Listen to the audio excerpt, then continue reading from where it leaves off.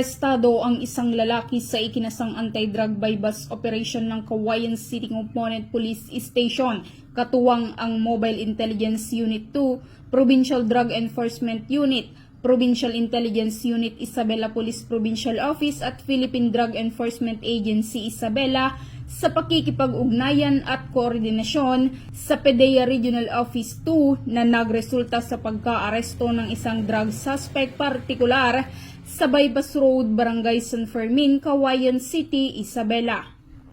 Kinilala ang suspect na si alias Lito, may asawa, walang trabaho at residente ng San Mateo, Isabela, matapos itong magbenta ng isang pirasong small heat sealed transparent plastic sachet na naglalaman ng white crystalline substance na hinihinalang shabu. Sa isang pulis na nagsilbing pusher-buyer, bukod pa rito, nakumpiska rin sa suspect ang isang piraso ng genuine 1,000 peso bill bilang bypass money, isang unit ng bluish-black Android phone Realme at isang piraso ng NPC certificate at isang unit ng KEP Keyway kulay itim na may plaka at susi.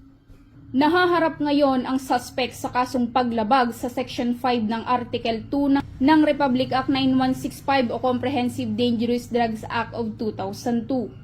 Samantala sa likod ng matagumpay na operasyon, ang Isabela Cops katuwang ang iba't ibang ahensya ay patuloy na mas pinaigting ang kampanya laban sa iligal na droga upang mapanatili ang kapayapaan at kaayusan sa buong rehiyon.